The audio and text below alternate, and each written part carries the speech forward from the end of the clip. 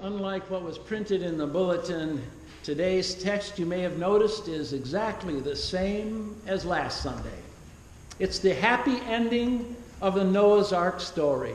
It's the rainbow covenant over on that banner, right? The rainbow covenant between God and humanity and all the animals. The world was being given a second chance to get things right, to make things a just world for all. Under God's rainbow covenant, humanity and the animals would form a new society, and it would be blissful, and it would be peaceful, and it would be perfect. It would be here and now, and it would be that way forever after, right? Well, that was the hope.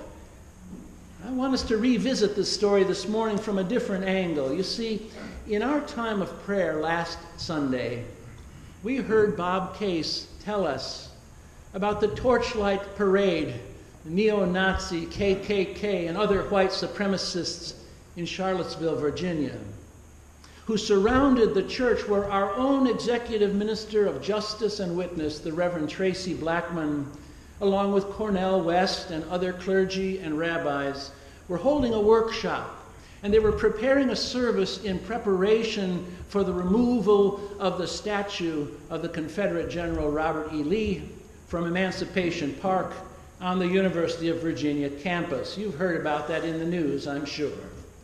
And frankly, I doubt anyone would have reported on their peace rally in the St. Paul Church if it weren't for the protesters with their torches outside the church. The sight of an angry torchlight parade on American streets looked an awful lot like the old newsreels of Nazi Germany, didn't they? No, these American marchers, they were wearing khakis and polo shirts instead of Nazi uniforms and white bedsheet KKK robes. They were carrying tiki torches instead of burning crosses, but the fear and the fury that they provoked was just as real. That was last Friday night. And then on Saturday, out on the street, the anti-fascists and others clashed with the white nationalists in a display of violence that went viral on the internet and in the nightly news feeds.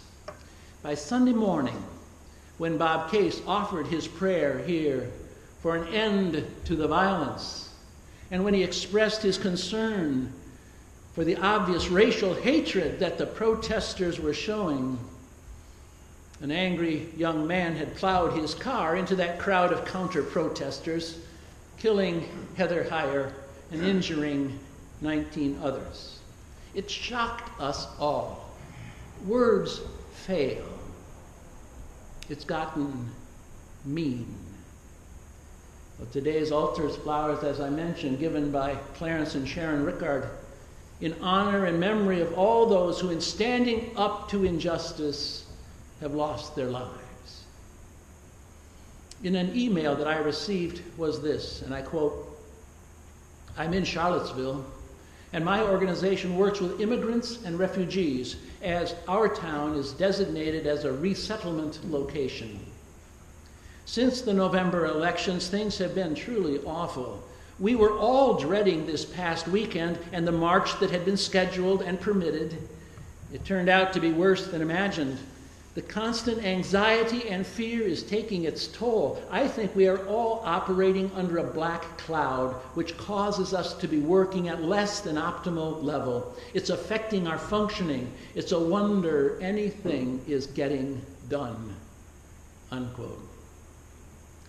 For those of us who watched it on the news, it was incomprehensible. It was horrifying. And I can't imagine how terrifying it must have been right to be in the middle of all that violence. And so I asked the question in my sermon title, what went wrong? Where did God's rainbow go? Martin Luther King gave us the memorable phrase that the arc of the moral universe is long, but it bends toward justice. God's rainbow promise of a new world order coming out from the chaos of the flood seems to be bending in a different direction. If the news reports are to be believed, What's been escalating is injustice, racism, misogyny, bigotry, arrogance. It seems that our side, that is, people who fight for justice, inclusivity, and compassion, we're not making the news. TV sound bites are mostly inflammatory and sometimes incendiary. One white supremacist in the protest said, and I quote, "The heat here is nothing compared to what you're going to get in the ovens," unquote. That's neo-Nazi language indeed. It is free speech, but it's infuriating speech. The president's response, in effect blaming both sides for the violence and affirming in later tweets the greatness of some of the Confederate generals and the beauty of some of those statues which were about to be taken down, leaves many people shaking their heads, feeling an uncomfortable combination of hopelessness and anger. I realized that the horrible events that played out in Charlottesville were first captured on digital media, and it went viral. And then it was reported by TV News late Saturday night. And I'm glad that Bob Case, our pastor emeritus, monitors the news regularly, follows stuff on Facebook and feeds, and that he brought to us as a prayer concern last week, because I admit I was not on top of the news that morning, and in fact, especially on Sunday mornings, I avoid it. News events such as that often add to that generalized sense of fear and exacerbate the mood of anxiety that so many people have felt since the last election cycle. A polarized society like ours agitates every controversy until it boils over, us against them. The fires are stoked, and then they're poked and provoked. But who could not be angry at what we saw last Saturday? Organized anarchists and Antifas are punching out neo-Nazi skinheads on the street outside of a church on a university campus. Crowds that were shouting, "Reject hate! Reject hate! Hate won't make America great!" Until J.A.F. Jr., and I won't use his name, couldn't stand it anymore, so he gunned his car into that crowd. People are angry. I get that. If we were not angry about what we see in the news, it might indicate that we just don't care, or we're becoming complacent, or that we acquiesce to injustice instead of confronting it. See, part of the problem is that too many people already accept racism and xenophobia as being normal to America, right? It's just part of the natural order of things, like an expression of free speech. I mean, whatever. Instead of seeing these things for the narrow-minded, self-centered, harsh horrors that they are. Anger is quite appropriate. But we also have to have grace, compassion, clarity. Without grace, people turn on each other instead of on the wrongs that are being committed. Wrongs that you and I are committed to righting for God's sake in Jesus' name.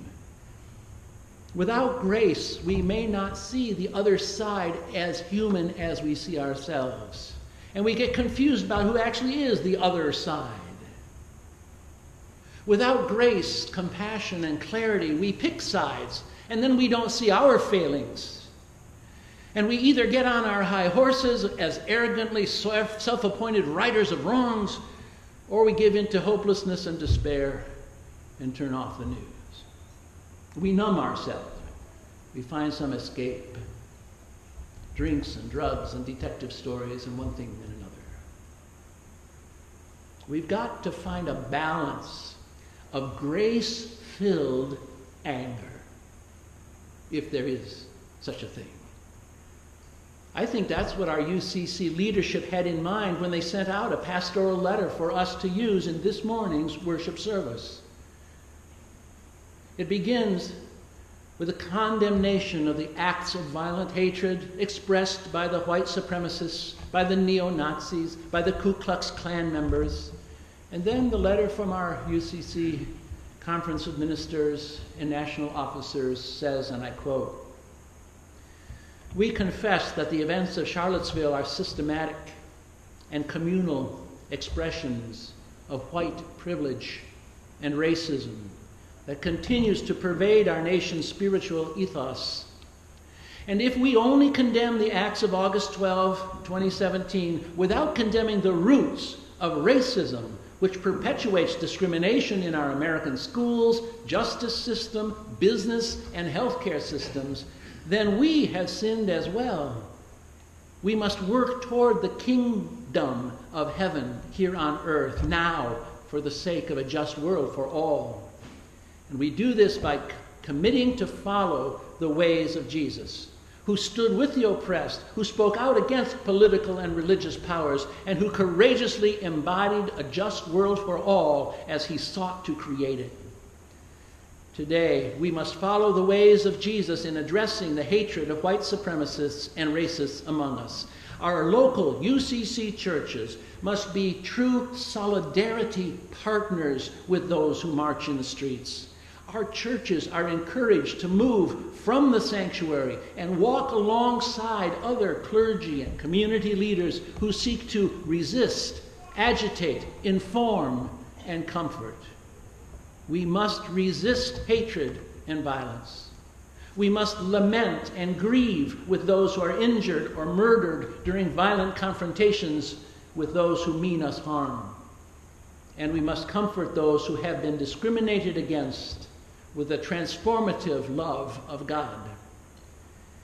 In the days to come, may God's truth, mission, and courage be our guide to embodying the kingdom of heaven here on earth.